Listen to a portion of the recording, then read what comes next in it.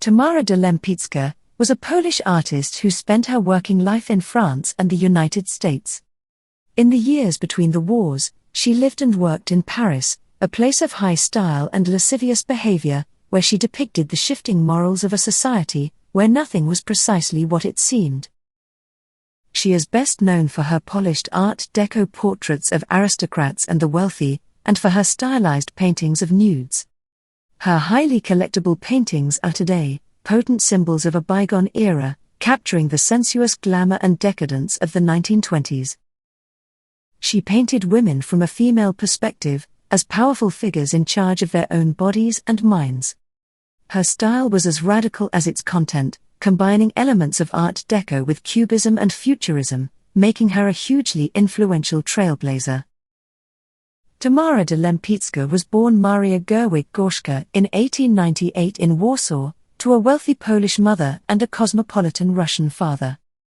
Her father, Boris Gerwig-Gorzki, was a Russian Jewish attorney for a French trading company.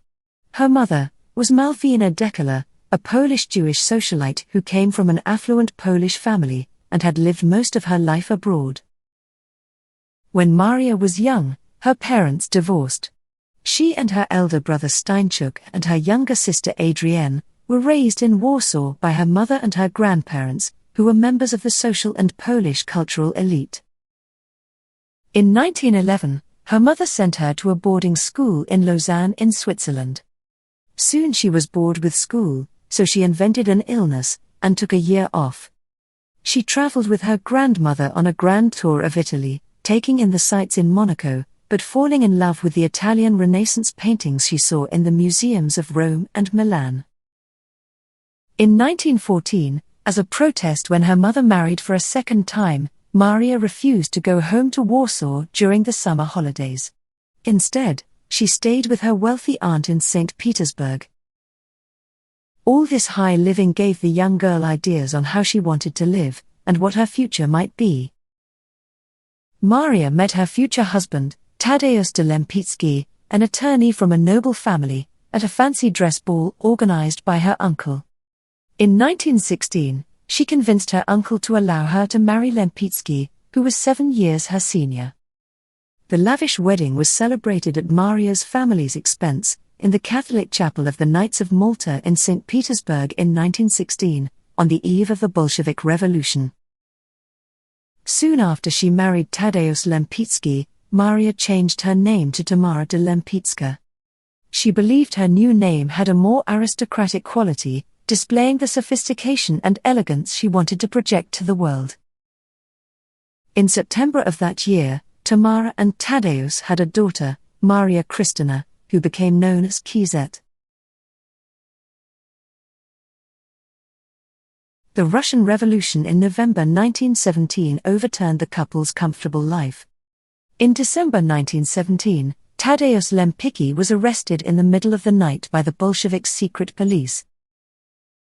Tamara searched the prisons for him, and with the help of the Swedish consul who forged papers for her, she was able to leave, and also get her husband out of the country. She escaped by ship to Finland, and then on to Denmark, where her family was waiting for her. After a few weeks, Tadeusz joined her, and in 1918 the Lempicka family set off for Paris. They arrived in the city with no money, having abandoned all their possessions before they fled. Thanks to the sale of Tamara's emerald ring, they were able to live for several months in a rundown hotel room without a bathroom. Accustomed to luxury, Lempicka decided that she would do anything to live that way again. And to do it, she had to start working to earn money. At her sister's suggestion, Lempicka, who had always been good at drawing, decided to become a painter and to make a living from art. She signed up for symbolist Maurice Denis's course at the Académie Ranson, and also with Cubist painter and critic André Lotte at the Académie de la Grande Chaumière. Maurice Denis was primarily a decorative artist who taught her the traditional craftsmanship of painting. André Lotte taught her to follow a softer, more refined form of cubism that did not shock the viewer or look out of place in a luxurious living room. The influence of her teachers soon made itself felt. For instance, in the wavy lines of her painting Mother and Child, in the fashion of Denis, and in the accumulation of small geometric planes, used to startling effect to build up the face of the Chinese man, borrowed from Lot. At this early point of her artistic career, Lempicka had a taste for expressionism, which made her seek out models whose body and face showed deep marks left by life. Increasingly, she took to painting themes beyond the Academy Studios range. She also added props that provide clues as to the sitter's psychological attitude or social status, such as in The Fortune Teller and The Red-Headed Woman Reading. Early on, Lempicka started working as an illustrator for fashion magazines. Many Russians, and even members of the Russian nobility, were involved in the Paris fashion industry in the early 20s. This included Prince Gavril Romanov and his wife Antonina, who by 1924 had established their own fashion house in Paris. Lempicka, who was part of their circle, painted a famous portrait of Prince Gavril in 1927. Lempicka's success was almost immediate. Her attention to detail, manners, and perfect attire worked in her favor. However, her intense focus on her art and social life often took precedence over everything else in her life. She was strict with others, but she was also strict with herself. She couldn't show tiredness or put off things until tomorrow. She placed a high value on working to produce her own fortune, famously saying, "There are no miracles, there is only what you make yourself." She wanted to make the right impression in the circles in which she moved. She began to suppress the details of her past. She portrayed herself as an aristocrat, completely ignoring her Jewish roots and the fact that she came from a family of officials and merchants. She created a new identity in which she was an artist, not a wife and mother. Unfortunately, these things also affected her daughter. Lempicka regularly sent Kizet to live with her grandmother Malvina, or to various boarding schools throughout her childhood. Lempicka often had her daughter model for her, but she did not always admit to others that she had a child. Many of her friends were unaware of Kizet's existence. Lempicka titled paintings of Kizet with anonymous titles such as Girl on a Balcony or First Communion. Much later, when Kizet was a teenager and visited her mother, Lempicka made Kizet out to be her younger sister when they were seen together, hoping to appear more youthful. Sometimes, she even denied the child's existence.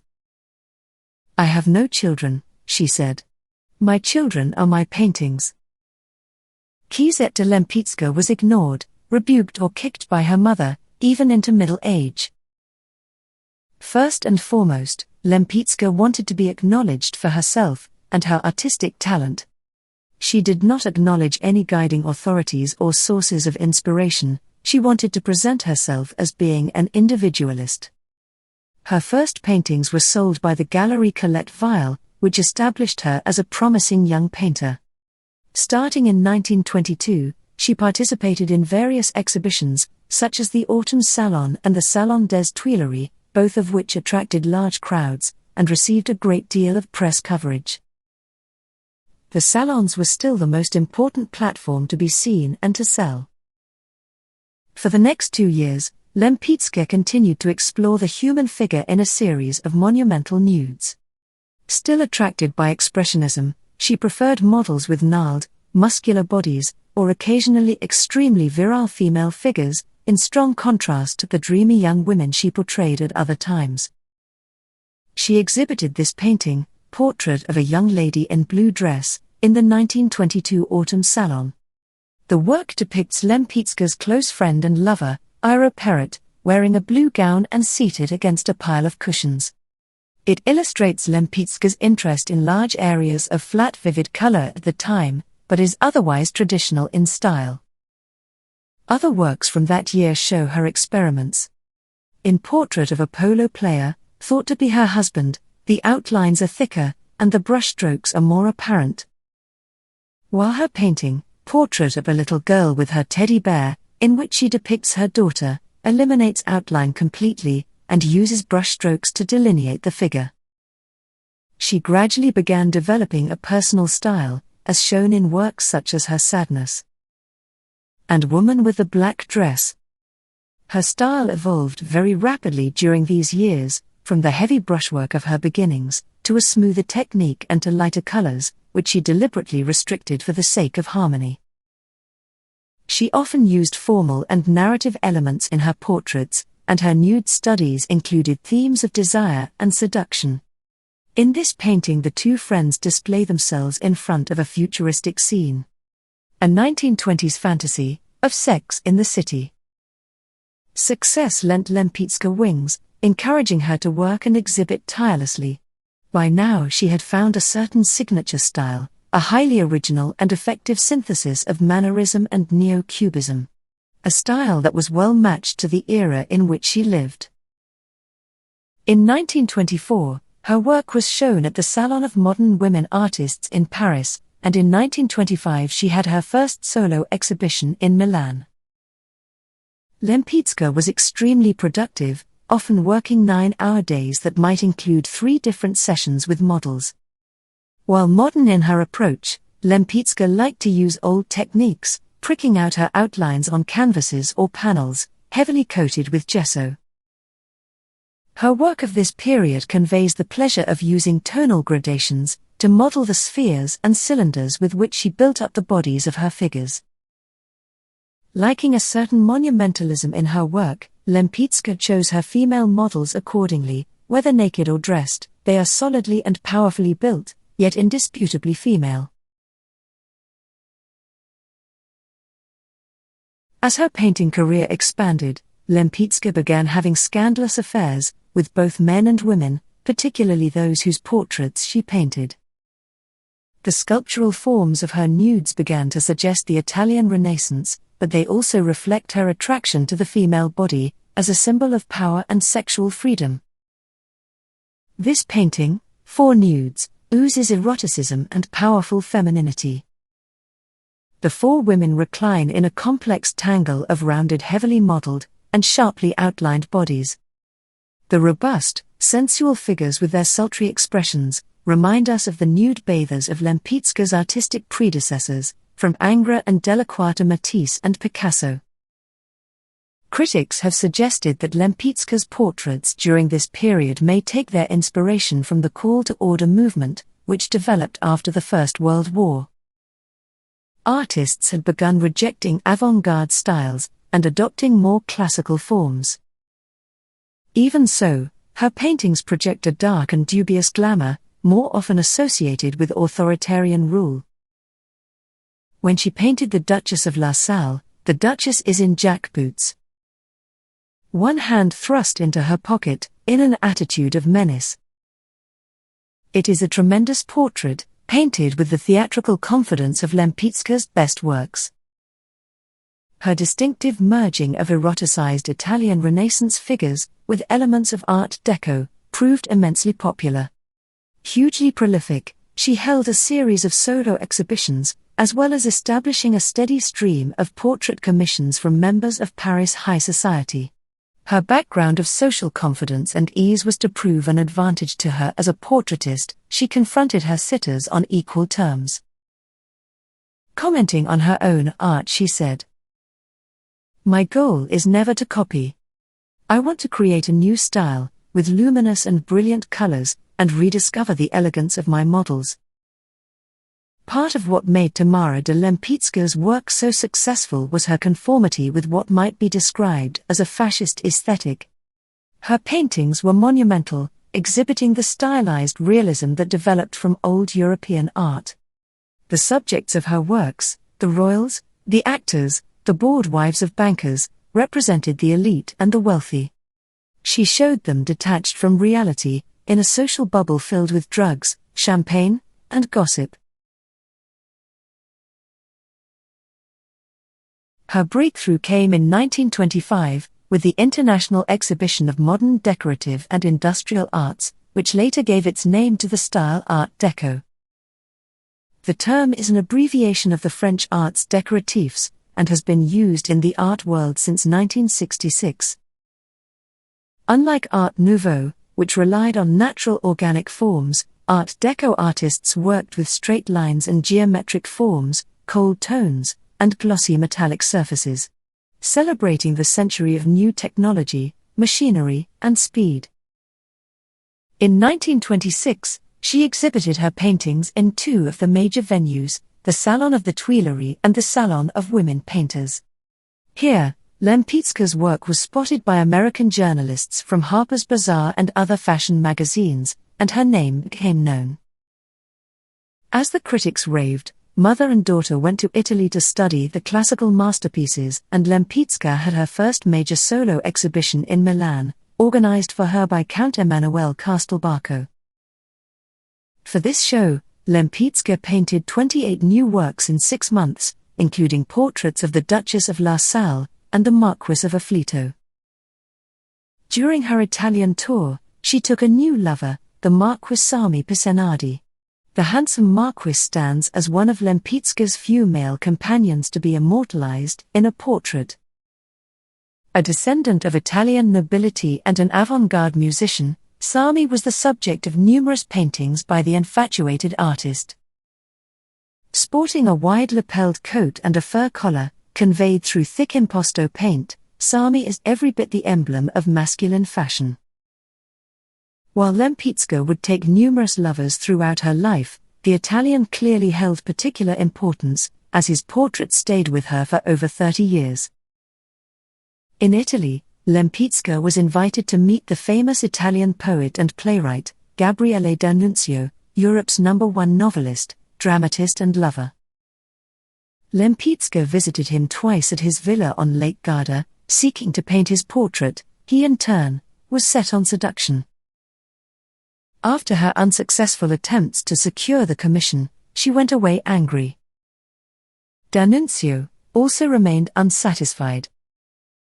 D'Annunzio, a friend of fascist dictator Benito Mussolini, was without doubt a revolting man, whose rampant vanity and sexual desires knew no bounds. Although he bedded scores of Europe's most beautiful women, his treatment of them was contemptuous. Indeed, there are suggestions from his writing that he liked the idea of raping working-class women. Although Lempicka described the Mussolini loyalist as an old man in uniform, she used his celebrity status for her own publicity.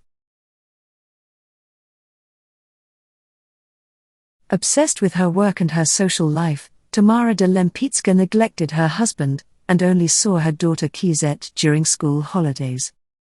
Lempicka dominated the lives of those close to her, and Kizet was no exception. She cared for Kizet, but treated her harshly.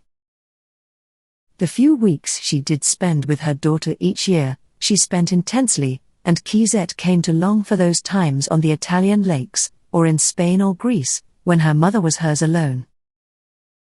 During these meetings, Lempicka would often paint her daughter's portrait. Images of Kizet are among Lempicka's most psychologically revealing works. This painting features her dressed in pink. There are none of the flirty facial features of Lempicka's usual female subjects, and her childhood innocence is accentuated by the loss of a shoe, which she tries to hide behind her other foot. Although the painting is somewhat naturalistic, the style is undoubtedly the so-called soft cubism of Lempicka and Lotte. The painting is now in the Museum of Nantes. In 1927, Lempicka won her first major award, the first prize at the International Exhibition of Fine Arts in Bordeaux, France, for her portrait, Kizet on the Balcony. Kizet said she hated sitting for her mother's portraits. However, her grandmother told her that her mother would someday be very famous, and then pictures of her would be in a museum. And she was right, Kizet said. My mother was such a dynamic person. While we were not close, I missed her when she wasn't there. The 5 large-scale portraits Lempicka did of Kizet, between 1923 and 1933, remain among the most noteworthy of her artistic accomplishments. In 1928, Tamara's growing fame as an artist and her outrageous social life was creating tensions in her marriage. An absent wife, she used her artistic lifestyle to excuse her infidelities, and Tadeusz was getting tired of it. He eventually left her for his mistress in Poland. Lempicka never expected him to leave, and it made her bitter. She tried to win him back, but without success. In revenge, she painted a portrait called Unfinished Man, in which she deliberately did not paint her ex-husband's hand, which should have had a wedding ring on his finger. Kizet recalled grieving when her mother and father divorced. She said her mother maintained little contact with him. Tadeusz continued to live in Poland. He died in 1951. After her marriage fell apart, Lempicka suffered from severe bouts of depression that were to plague her for the rest of her life.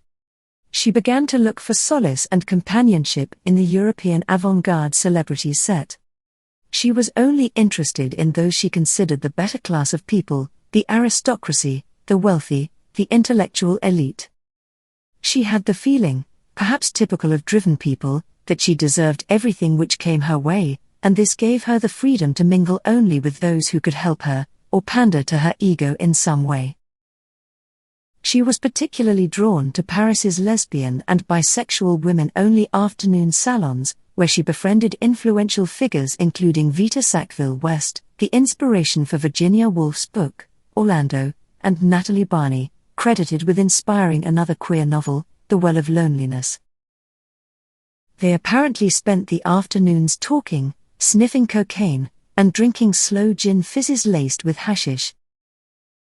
Later, when asked about her behavior, Lempicka commented, "I live life in the margins of society. The rules of normal society don't apply to those who live on the fringe." Although she was a workaholic, Lempicka was also a lover of parties. At social events, she consumed copious amounts of alcohol, cocaine, and cigarettes. An obsession with food and sex runs through her life and her work. Sometimes, she ate the props for the still lifes she was supposed to be painting. At parties, in her lesbian phase, she is said to have indulged in midnight meals of food, arranged artistically on the bodies of her girlfriends. She had affairs with both men and women, which were conducted in ways that were considered scandalous at the time. There was something predatory in the way she acquired so many lovers of both sexes, many of whom were also her models and her patrons. The subject for this painting, beautiful Raffaella, was picked up in the street and seduced with enthusiasm. Raffaella became the main muse and subject for Lempicka's paintings for over a year. Here, the focus is on the powerful, sensuous, and sculptural form of the female figure. The portrait throbs with an intense erotic energy, and the shapely curves of Raffaella have both beauty and strength that are typical of Lempicka's style. The smooth skin textures and equally smooth, luminous fabrics of the clothes are dominant elements of her painting. Lempicka's lifestyle, one in which she flouted her sexual freedom, has made her something of a conundrum for feminist art historians. She frequently depicted her female lovers and other women, often in pairs or groups, as reveling in their sexuality, under the gaze of a female painter, so it is possible to think of Lempicka as a kind of proto-feminist. As a female painter representing the female nude, she subverted the conventional arrangement in which a naked woman is displayed exclusively for the viewing pleasure of the male onlooker. The result is a kind of egalitarian voyeurism. Although being seen as a member of the upper class, Lempicka's freedom was more easily attained and forgiven in her society. At the peak of her talent, Lempicka was able to make the most of her feminine models, enhancing their charms with signs of the new spirit of the times, including short hair and dramatic makeup. She imbued them with elegance and supreme nonchalance, sensuality and throbbing vitality. The portraits belonging to this period convey contagious optimism in a triumphantly youthful and modernist vein. In what is probably her most famous painting, Lempicka celebrated the rising independence of women in her iconic self-portrait in the green Bugatti. She created it in 1929 for a German fashion magazine. Here, she depicts herself as a sophisticated symbol of strong femininity at the wheel of a Bugatti race car. She wears an elegant leather helmet and gloves, while a luxurious silk scarf encircles her, suggesting freedom and movement. The painting became an advertisement for the new modern woman, independent, stylish and sexually liberated. This blend of woman and machine was hailed as the perfect portrait of the age. In all her paintings she reflected what she saw as the ideal woman of post-World War France, one who was financially independent, urban, educated, mobile, and not bound by the limitations of old-fashioned morals or cultural prejudices. This ideal woman happily dictated fashions, arranged social gatherings, and set standards. For her, the complete and aggressive rejection of old norms became the new norm. Lempicka's paintings demonstrate how she saw the new woman of her age, regaining control over her sexuality by setting the rules and choosing the objects of her own desires. In 1929, one of Lempicka's most avid collectors, Dr. Pierre Boucard, a famous French bacteriologist, commissioned a portrait of himself. He had become an avid modernist and already owned several Lempicka nudes, including her most flamboyant lesbian painting, Myrto, Two Women on a Couch. Boucard offered Lempicka a 2-year contract to paint portraits of himself, his wife and daughter. He also asked for an option on any other paintings she produced. In the picture, the confident Boucard is framed by a background of white geometric shapes forming sharp angles. The portrait is an idealized image of the doctor, whose work was far from glamorous. He invented a cure for indigestion. This made him quite wealthy, and allowed him to commission multiple portraits from Lempicka. Broad-shouldered Dr. Boucard, with his test tube and his microscope, looks more like the slick sharp man about town, than a man of healing. Lempicka also painted Boucard's wife. Portrait of Madame Boucard was completed in 1931. It is a sophisticated and accomplished painting that tells us as much about Tamara de Lempicka as it does about the sitter. Lempicka is the connoisseur of textiles, jewels, hairstyles, the cut of the garment, the swathe of the mink stole. No other painter of the period gives us so precise a reading of its material values.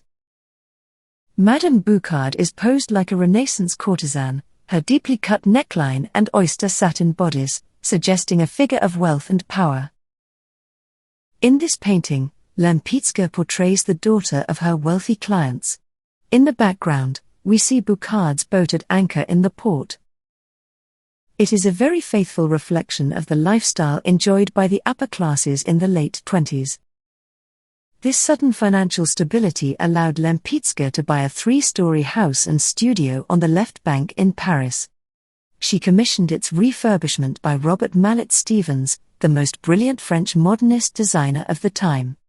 With its svelte grey interior, chrome fittings and American cocktail bar, it gave Lempicka the setting of ultimate urban smartness to which she had long aspired. She had her initials woven into the cushions, and installed a dining table for 20 guests. Here, she entertained the elite of Paris, along with the ambassadors of Greece and Peru, her comings and goings fully detailed by the Paris press. Lempicka's dominance, self-assurance, beauty, and high fashion made her the center of her universe.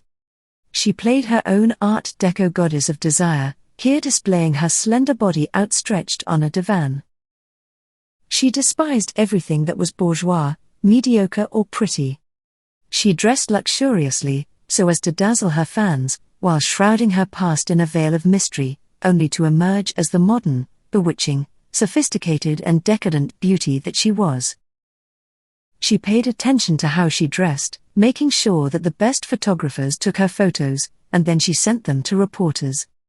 All this to create an aura of success around her. Thanks to her contacts in the world of the Paris couturiers, Lempicka always looked fabulous. She made her entrance at smart parties in magnificent garments, donated by Coco Chanel and Elsa Schiaparelli.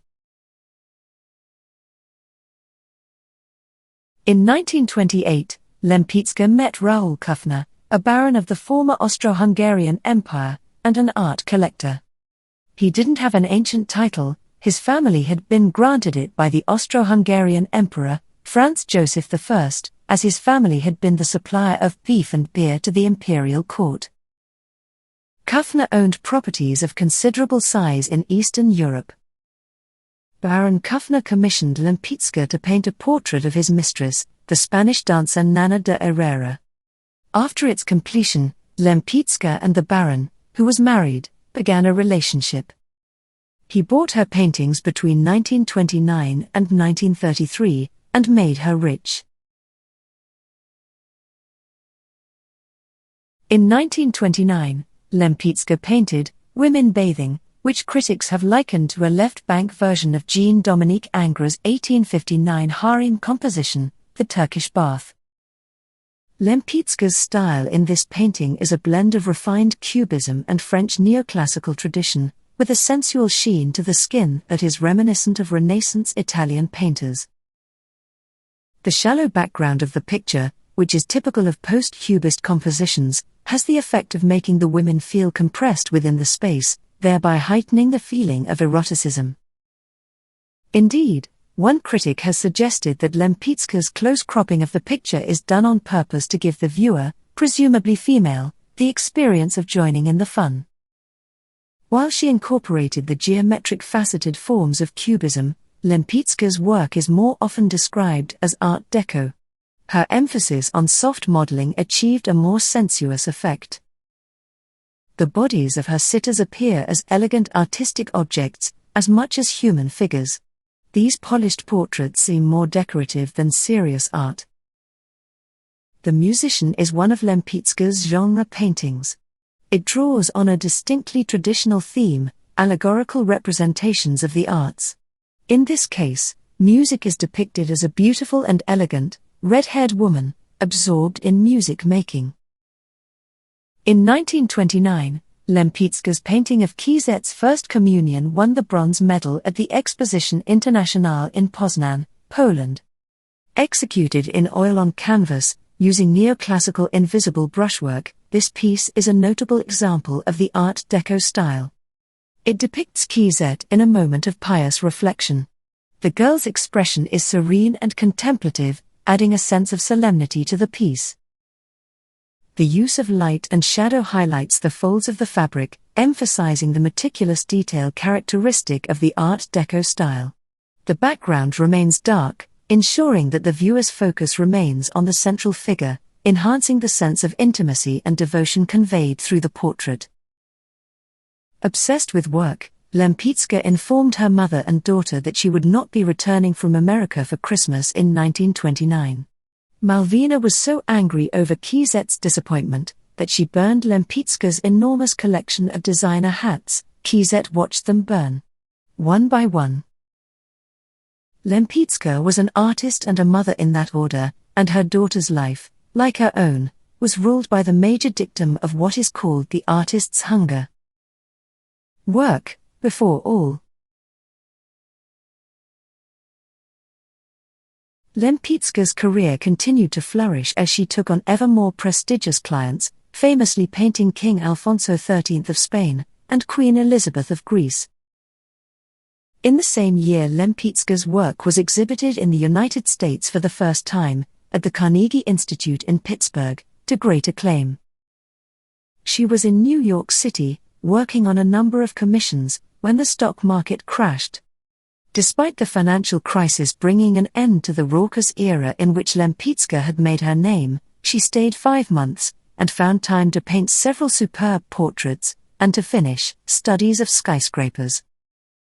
For some time after returning to France, Lempicka filled the backgrounds of her new portraits of women with idealized buildings, as if to conjure up the outline of some futuristic city. Her female models started to become a perfect match for their dehumanized backdrops. Women, whose physical appeal seems to hide a soul, a vice. Lempicka's highly stylized nudes are usually female, whether depicted alone or in groups. This painting, Adam and Eve, features one of the few times she painted a male nude. In 1932, Lempicka became involved with Susie Solidor.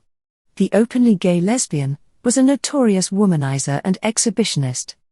Being a singer and actress, she opened a nightclub, which became one of the most popular in Paris. Solidor was famous for publicity stunts, promoting herself and her nightclub. She wanted to become the most painted woman in the world, and actively commissioned portraits of herself to display on her nightclub walls.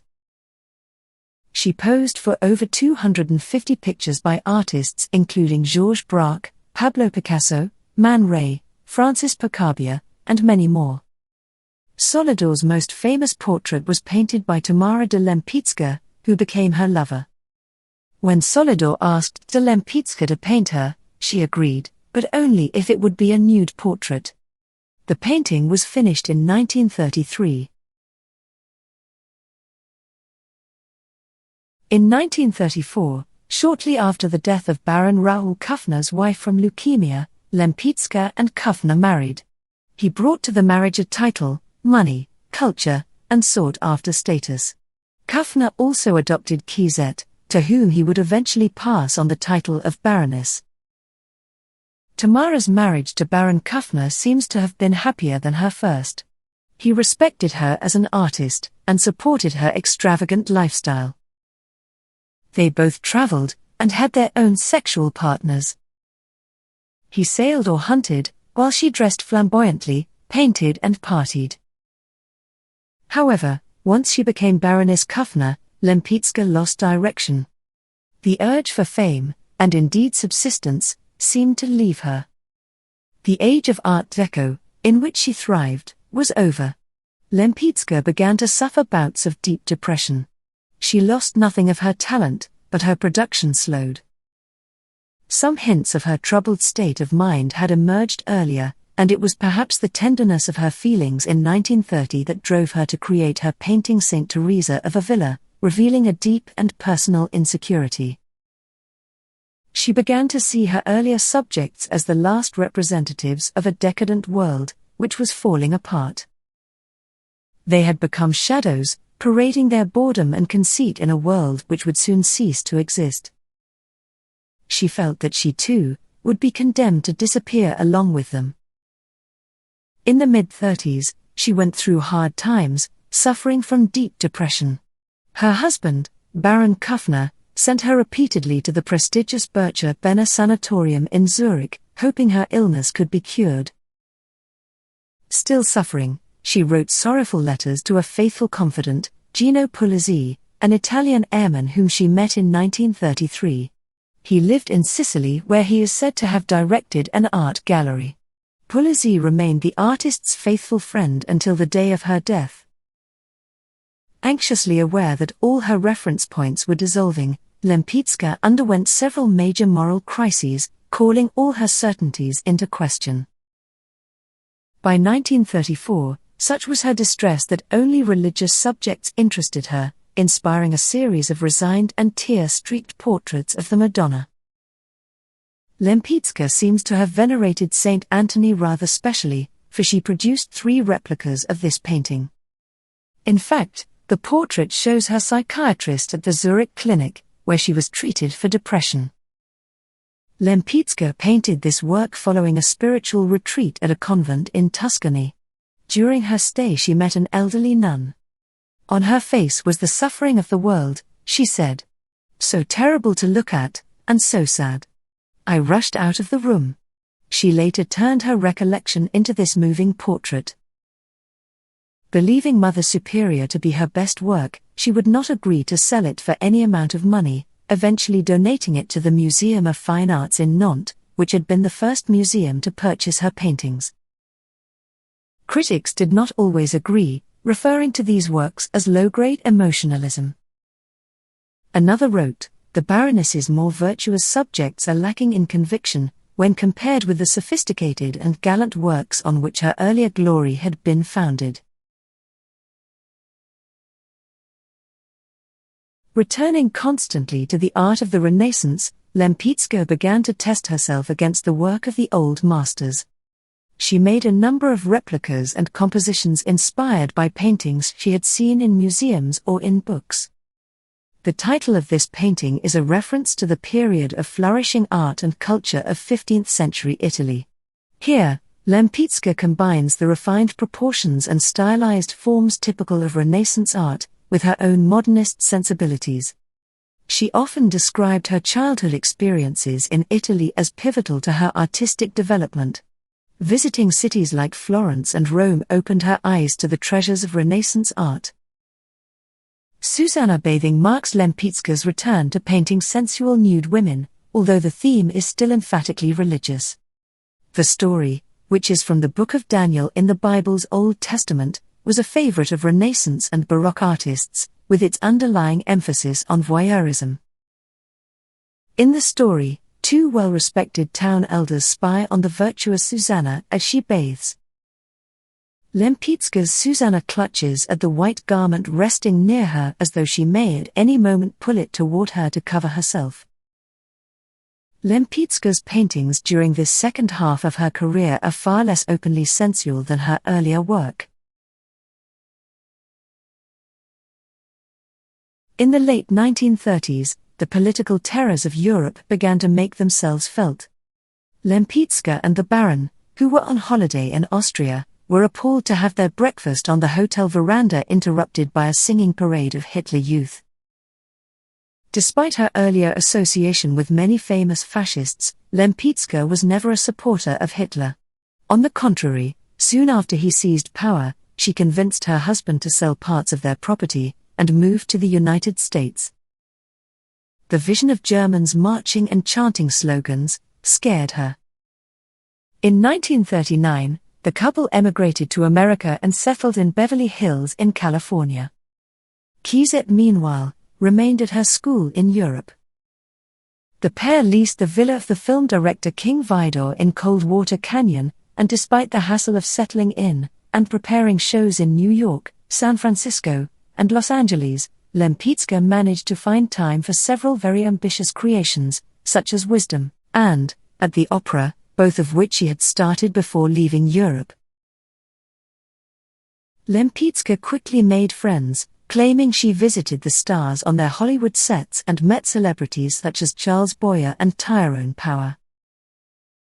Lempicka was infatuated by this type of modern glamour, and it is no accident that the models in her portraits often resemble film icons from the early days of Hollywood.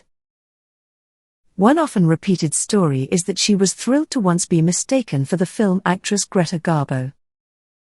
Intent on becoming the favorite artist of the Hollywood stars, she said she invited them to come to her studio to see her at work. Most of it wasn't true, of course, any more than her single-handed invention of Art Deco, although she did know Charles Boyer. She also met Salvador Dali at an exhibition of her work at the Julian Levy Gallery in New York in 1941. While Lempicka's success allowed her to mingle with the avant-garde, she never engaged with the progressive leftist artistic climate of her time. Aloof and wild, she was fundamentally anti-intellectual. Exhibitions of her work were organized at the Julian Levy Gallery in New York, the Courvoisier Galleries in San Francisco, and the Milwaukee Institute of Art, but her shows did not have the success she had hoped for. The popularity of her work was beginning to wane. After her last exhibition, the war interfered, pushing art events to the sidelines. With Lempicka's help, her daughter Kizet was able to escape from occupied France via Lisbon, and she joined them in Los Angeles in 1941. Lempicka withdrew to her country house in Connecticut. Here, she devoted herself to a series of still lifes, comprised of commonplace objects, vegetables and fruits, allowing her some peace far removed from the era's upheavals. In 1943, the couple moved to New York City to a palatial duplex on East 57th Street. Here, in her two-story Northlight studio, she continued painting in the old style for another year. Lempicka decorated the apartment with the antiques she and the Baron had rescued from his Hungarian estates. Her Manhattan apartment cost $250,000 in 1942, and was filled with gilt furniture and gold drapes. She liked her luggage to match her limousine, and in photographs tended to look like the vulgar rich. She took to Manhattan with extraordinary glee, getting her name in all the gossip columns as the Baroness with the paintbrush. However, American society was more interested in her celebrity social status than her artistic ability, and she painted less frequently than she did in Europe. They continued to socialize with the wealthy elite, but her career as an artist took a back seat. As no portrait commissions were forthcoming, she painted portraits of idealized young women, over and over again, gradually defining the norms of a model face that would become somewhat of an obsession. In parallel, she continued her still lifes, adorning them with drapes in a most classical spirit, or even as a trompe-l'oeil.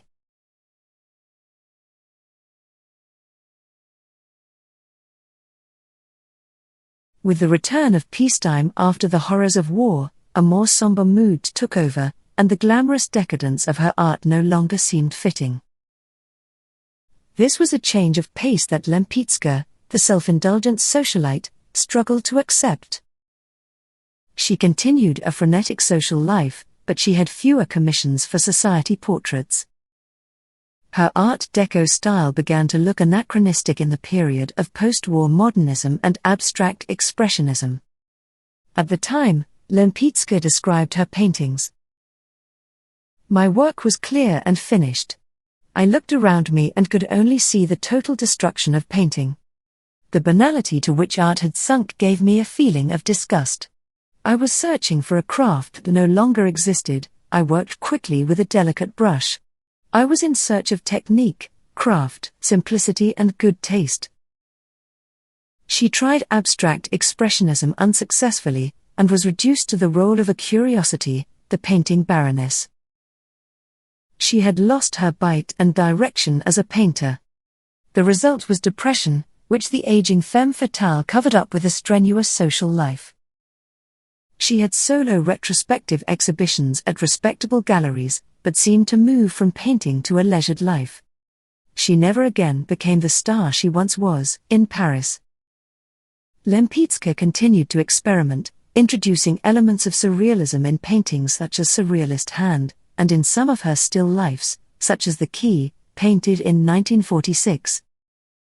By 1947, Lempicka had turned for the most part to more conservative subjects, styles, portraits and genre images. These were far less compelling than her earlier openly sensual and lavish portraits, and comprised the bulk of her later body of work. Gone are the wealthy and glamorous sitters arranged against modern backgrounds. Instead, works such as The Mexican Woman feature other segments of society, like this woman who is evidently poor, given the holes in her clothing and her tattered straw hat. In January 1949, Lempicka left for Italy, where she spent 6 months. Using her wealthy husband's money, she continued her frenetic socializing. From then on, Lempicka would become a perpetual commuter between New York, Paris, Florence, Capri, Zurich, Monaco, Marrakesh, and many more destinations. In 1953, back in New York, and refusing to let the era get the better of her, she plunged heart and soul into abstraction. She started out with a composite style, to lend each work a theme through a few figurative elements. She then allowed these to merge into the abstraction of interlacing lines. Gradually, she began producing more purely abstract compositions, punctuated by geometric forms devoid of volume. In 1957, in an effort to keep from losing her skills at portraiture, she created a series of replicas of her best paintings from the 30s. Perhaps she hoped this would stimulate a new creative surge. Unfortunately, nothing of the sort came to pass. Her efforts were unsuccessful, and Lempicka's popularity faded. By the early 60s, Lempicka, who was still trying to resurrect her painting career, began emulating the style of other well-known artists. She undertook a series of paintings inspired by the abstract painter Serge Polyakov. At the same time, she began working with a palette knife, discovering a taste for the materials themselves, and for the looser contours of directly applied colors. This looked like the opening she had been waiting for, so she applied herself to this technique with the utmost diligence, producing a great number of still lifes and new versions of former compositions. Her last works, painted in warm tones with a palette knife, have usually been considered her least successful works. They were displayed at a retrospective show at the Raw-Volmar Gallery in Paris in 1961, and reappeared the following year at the Alexander Eolas Gallery in New York. Her new paintings were met with a critical yawn. Commercially speaking, both shows were absolute fiascos, which wounded the artist to the core. She slowed down her production and in her bitterness, said that she was through with exhibitions. Somewhat forgotten, her work ignored, she stored her canvases new and old, in an attic and a warehouse, and unfortunately, never exhibited again. She largely gave up her career as a painter, and from then on, came to resemble a demanding eccentric socialite, rather than an influential painter. In November 1961, Baron Kuffner died of a heart attack on an ocean liner en route to New York. Following his death, Lempicka sold many of her possessions, and made 3 around-the-world trips by ship. In 1972, the Galerie du Luxembourg in Paris launched a major retrospective of Tamara de Lempicka's art, which allowed a younger generation to rediscover and admire her body of works. The exhibition focused on the golden age of 1925 to 1935, the height of Lempicka's Art Deco period.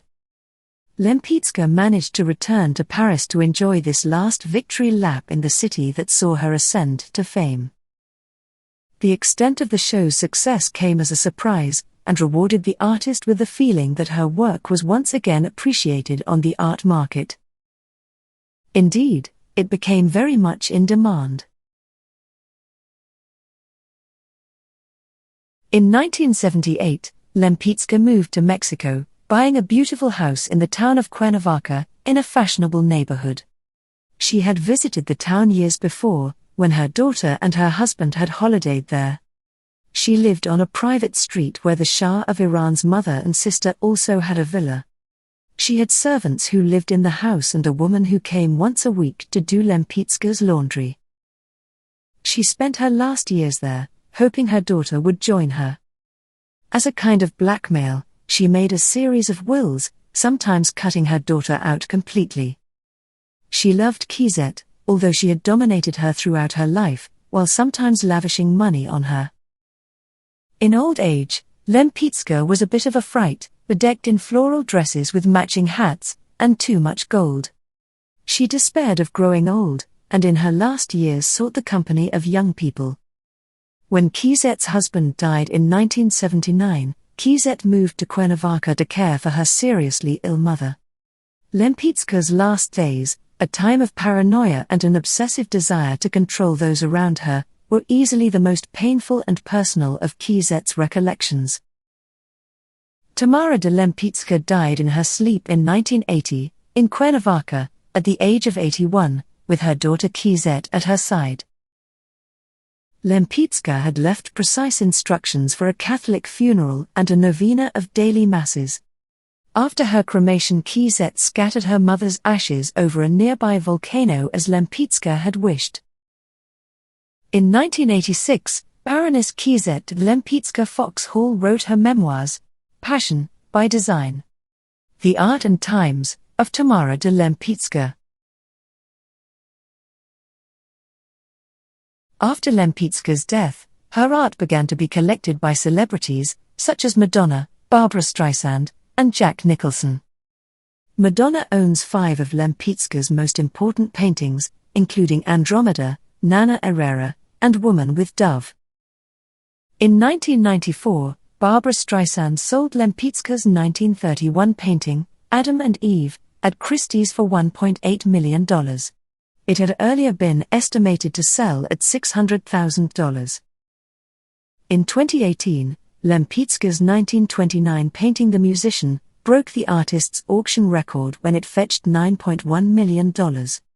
In later years, $13 to $14 million per piece became the norm for paintings from Lempicka's Parisian period. In 2019, the Lempicka's 1927 painting, Woman in Red, was sold at Sotheby's for $13.4 million. Yet it was Lempicka's 1932 painting, Portrait of Marjorie Ferry, which sold for $21.2 million at Christie's in London in 2020, that put her work in the top 10 most expensive art pieces by a woman to sell at auction. Tamara de Lempicka was a prominent figure in the Art Deco movement.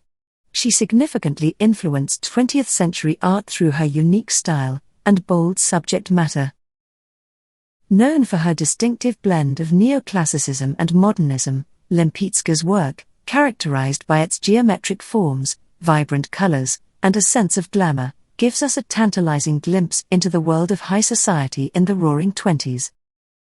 Her contributions to art are marked not only by her technical prowess, but also by her role in redefining femininity and influencing subsequent generations of artists, ensuring her place in the history of modern art.